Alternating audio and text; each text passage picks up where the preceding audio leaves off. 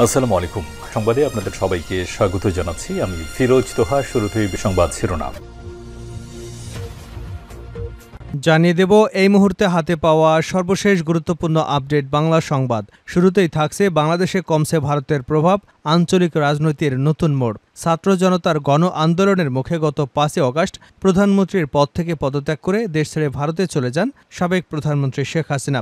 এরপর থেকে তিনি ভারতেই রয়েছেন। আর শেখ হাসিনার সরকারের পতনের পর বাংলাদেশে ভারতের প্রভাব কমেছে বলে মনে করছেন বিশ্লেষকরা। এ বিষয়ে দ্য গার্ডিয়ানের একটি নিবন্ধ আমাদের হাতে এসেছে। প্রিয় দর্শক, গার্ডিয়ানের নিবন্ধটি আপনাদের সামনে উপস্থাপন করছি, ভিডিওটি দেখতে থাকুন। এবারে জানাবো, জুলাই গণহত্যায় শেখ হাসিনার বিচার সরাসরি সম্প্রচার করা হবে। প্রথম কোটা সংস্কার আন্দোলন, পরে বৈষম্য বিরোধী আন্দোলন ঘিরে জুলাই মাসে সংগঠিত গণহত্যায় সাবেক প্রধানমন্ত্রী শেখ হাসিনার বিচার টেলিভিশনে সরাসরি সম্প্রচার করা হবে। সোমবার উচ্চ পর্যায়ের এক বৈঠকে এই সিদ্ধান্ত নেওয়া হয়েছে বলে জানিয়েছেন আন্তর্জাতিক অপরাধ ট্রাইব্যুনালের চিফ প্রসিকিউটর তাজুল ইসলাম। তিনি বলেন, বিচার স্বচ্ছতার জন্য সব করবে সরকার। জানাবো, পোশাক খাতে অস্থিরতা সৃষ্টির উস্কানিদাতা হৃদয় গ্রেপ্তার। সোমবার নেত্রকোনা জেলা পুলিশ তাকে গ্রেপ্তার করেছে। বিষয়টি নিশ্চিত করেছেন পুলিশ সদর দপ্তরের এআইজি ইনামুল হক সাগর। তিনি বলেন, গার্মেন্টস সেক্টরে নাশকতার মাধ্যমে অস্থিতিশীলতা সৃষ্টির উস্কানিদাতা ছাত্রলীগ নেতা ইশতিয়াক আহমেদ হৃদয়কে গ্রেপ্তার করা হয়েছে। তার বিষয়ে পরবর্তী আইনানুগ ব্যবস্থা প্রক্রিয়াধীন। জানিয়ে দেব, ঢাকার কড়া প্রতিবাদের ৪ দিনের মাথায় আবারও সীমান্ত হত্যা। ভারতের সীমান্তরক্ষী বাহিনী বিএসএফের গুলিতে এক কিশোরী নিহতের ঘটনায় বাংলাদেশের কড়া প্রতিক্রিয়া জানানোর ৪ দিনের মাথায় ফের ঘটল সীমান্ত হত্যার ঘটনা। এবার ঠাকুরগাঁওয়ের বালিয়াডাঙ্গি সীমান্তে বিএসএফের গুলিতে এক কিশোর নিহত হয়েছে। জানিয়ে দেব, আওয়ামী লীগের দোসররা এখনও বিভিন্ন জায়গায় রয়েছে। অন্তর্বর্তীকালীন সরকারের উদ্দেশ্যে বিএনপি চেয়ারপারসনের উপদেষ্টা জয়নুল আবেদিন ফারুক বলেছেন, আওয়ামী লীগের দোসররা এখনও বিভিন্ন অধিদপ্তর মন্ত্রণালয় শপথে বহাল রয়েছে।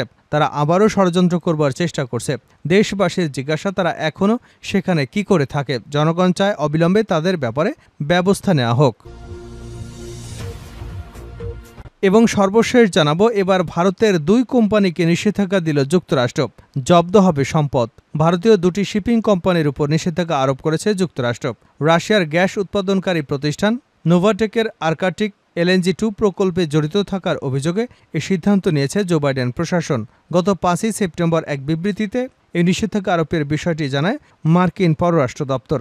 মূলত ইউক্রেন যুদ্ধের জেরে রাশিয়ার অর্থনীতিতে চাপ বৃদ্ধি এবং দেশটি থেকে LNG গ্যাস রপ্তানি ঠেকাতে ওয়াশিংটন এই পদক্ষেপ নিয়েছে বলে জানিয়েছে মার্কিন পররাষ্ট্র দপ্তরের মুখপাত্র ম্যাথিউ মিলার।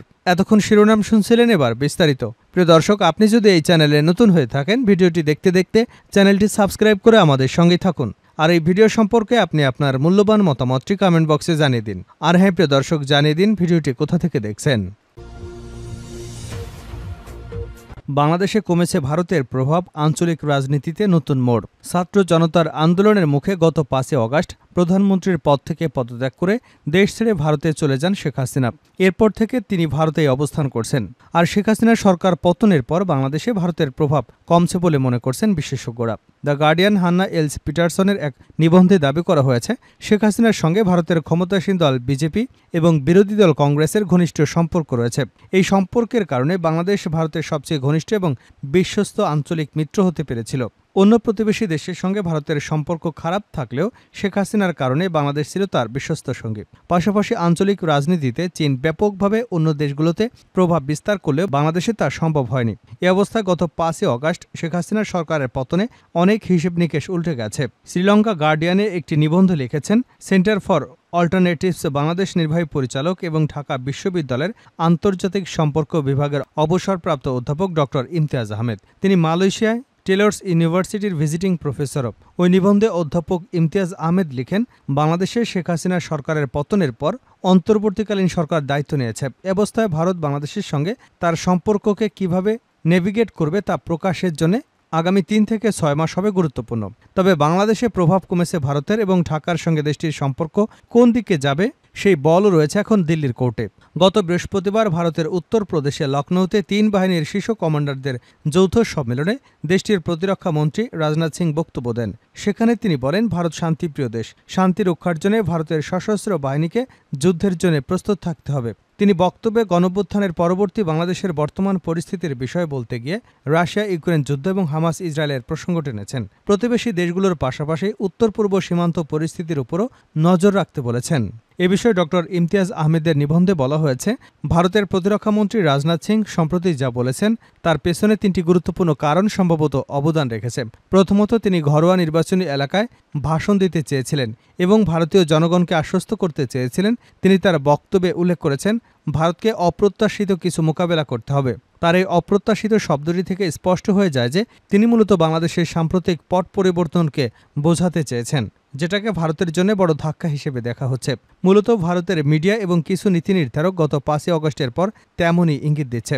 নিবন্ধে লেখক আরও লিখেছেন, তিনি নিশ্চিত ভারতের বেশিরভাগ অংশ অবশ্যই এই ঘটনায় পুরোপুরি হতবাক হয়েছে, কারণ গত 1 দশক বা তারও বেশি সময় ধরে ভারত বলে আসছিল বাংলাদেশের সঙ্গে ভারতের সম্পর্ক সবচেয়ে ভালো। এখন এখানে যে পয়েন্টটি অনুপস্থিত তা হলো ভারতের সম্পর্ক বাংলাদেশের জনগণের সঙ্গে ছিল না, এটি ছিল একটি নির্দিষ্ট রাজনৈতিক দল বা গোষ্ঠীর সঙ্গে, আর সেটাই ব্যর্থ হয়েছে। ডক্টর ইমতিয়াজ আহমেদ বলেন, তিনি নিশ্চিত তারা অর্থাৎ ভারত এখন বুঝতে পেরেছে কোনো নির্দিষ্ট গোষ্ঠী বা রাজনৈতিক দলের সঙ্গে সম্পর্ক না করে জনগণের সঙ্গে সম্পর্ক রাখা অনেক ভালো। দ্বিতীয় কারণটি হলো, বহুমুখী বিশ্বে ভারত অন্যতম প্রধান শক্তি হিসেবে তার অবস্থান অর্জন করতে চায়। দেশটি অর্থনীতির আয়তনের দিক থেকে ইতিমধ্যে যুক্তরাজ্য ও ফ্রান্সকে ছাড়িয়ে গেছে। আর তৃতীয় কারণটি হলো বাংলাদেশের স্বাভাবিকভাবে না নেওয়া, যেমনটি ভারত নিয়েছিল আওয়ামী লীগের শাসনামলে। তাই ডক্টর ইমতিয়াজ আহমেদ মনে করেন যে বার্তাটি ভারতীয় শ্রেণীবিন্যাস বা স্টক হোল্ডারদের কাছে পাঠানো হয়েছে, বিশেষ করে যখন প্রধান উপদেষ্টা ডক্টর ইউনুস পানি বন্টন, সীমান্ত হত্যা, সার্ককে পুনর্জীবিত করা সহ আরও বেশ কিছু বিষয় ইতিমধ্যে উল্লেখ করেছেন।